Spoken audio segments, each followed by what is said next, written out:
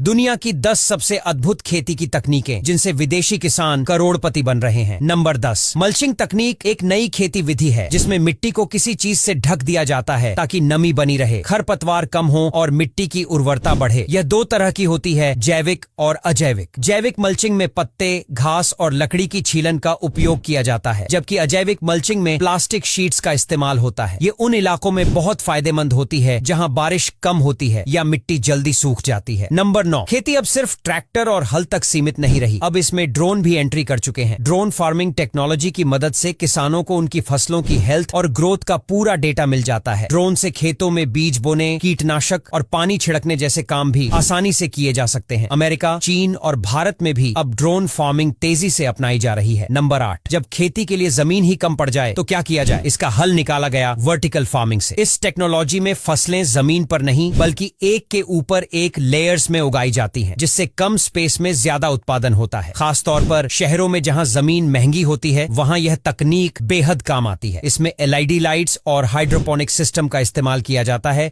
जिससे फसलें बिना मिट्टी के भी ग्रो कर सकती हैं। यह तकनीक जापान, अमेरिका और यूरोप में तेजी से पॉपुलर हो रही है। नंबर 7, पारंपरिक सिंचाई विधियों की दिक्कतों को दूर करने के लिए गन स्प्रिंकलर सिंचाई सिस्टम का उपयोग किया जाता है। इसमें हाई प्रेशर वाटर गन्स होती हैं जो बड़े खेतों में पानी छिड़कने में मदद करती हैं। इसका सबसे बड़ा फायदा यह है कि इससे पानी की बर्बादी कम होती है और फसलों को समान रूप से पानी मिलता है। यह खासकर उन इलाकों में उपयोगी होती है जहां पानी की कमी रहती है। नंबर 6, पहले दूध निकालना एक मेहनत वाला काम था, लेकिन अब दूध निकालने की मशीनों से यह काम आसान और तेज हो गया है। यह मशीनें ऑटोमेटिक तरीके से गायों और भैंसों से दूध निकाल सकती है, वो भी बिना किसी परेशानी के। इसमें सक्शन कप और वैक्यूम प्रेशर का इस्तेमाल होता है, जिससे जानवरों को कोई तकलीफ नहीं होती और दूध भी साफ सुथरा निकलता है। इससे उत्पादकता बढ़ती है और दूध की गुणवत्ता भी बेहतर रहती है। नंबर 5, अब खेतों में इंसानों के साथ साथ रोबोट भी काम करने लगे हैं। रोबोट अब बीज बोने, फसलों की कटाई करने और खरपतवार हटाने जैसे काम कर सकते हैं। जापान और अमेरिका में रोबोट फार्मिंग तेजी से बढ़ रही है। इससे किसानों को कम मेहनत में ज्यादा फायदा मिल रहा है। नंबर 4, अब पारंपरिक ग्रीन हाउस से भी आगे बढ़कर स्मार्ट ग्रीन हाउस की टेक्नोलॉजी आ चुकी है। इसमें सेंसर और कंट्रोल सिस्टम लगे होते हैं जो तापमान, नमी और CO2 लेवल को ऑटोमेटिकली कंट्रोल कर सकते हैं। इससे फसलों की ग्रोथ सही तरीके से होती है और उत्पादन भी ज्यादा होता है। नंबर 3, खेती अब सिर्फ जमीन तक सीमित नहीं रही बल्कि अब पानी में भी खेती की जा रही है। फ्लोटिंग फिश फार्म एक नई तकनीक है जिसमें पानी की सतह पर तैरने वाले प्लेटफॉर्म बनाए जाते हैं जिनमें मछलियों की खेती की जाती है। यह उन तटीय इलाकों के लिए बेहतरीन है जहां जमीन की कमी होती है। इसमें हाई टेक सेंसर और AI की मदद से पानी की गुणवत्ता, तापमान और ऑक्सीजन स्तर को मॉनिटर किया जाता है, जिससे मछलियों की अच्छी ग्रोथ होती है। नंबर 2, अब खेतों में बिजली या डीजल पंप की जरूरत नहीं, क्योंकि सौर ऊर्जा से चलने वाली सिंचाई प्रणाली आ चुकी है। इसमें सोलर पैनल से पानी के पंप चलते हैं, जिससे किसानों का बिजली और डीजल का खर्चा बचता है। खास तौर पर भारत और अफ्रीका के कई देशों में यह तकनीक किसानों के लिए गेम चेंजर साबित हो रही है। नंबर 1, खरपतवार फसलों के लिए बहुत नुकसानदायक होते हैं क्योंकि वे उनके पोषक तत्व खींच लेते हैं। केमिकल का इस्तेमाल करने से मिट्टी और फसलें खराब हो सकती हैं। इसका हल है फ्लेम वीडिंग, जिसमें खरपतवारों को आग से जलाकर खत्म किया जाता है। इसमें एक खास मशीन होती है जो प्रोपेन गैस से आग निकालती है और खरपतवारों को नष्ट कर देती है, लेकिन मिट्टी और फसलें सुरक्षित रहती हैं। यह जैविक खेती के लिए बहुत अच्छी तकनीक मानी जाती है। तो दोस्तों, आज के लिए बस इतना ही। अगर वीडियो अच्छा लगा हो तो लाइक और शेयर करना बिल्कुल भी मत भूलिए।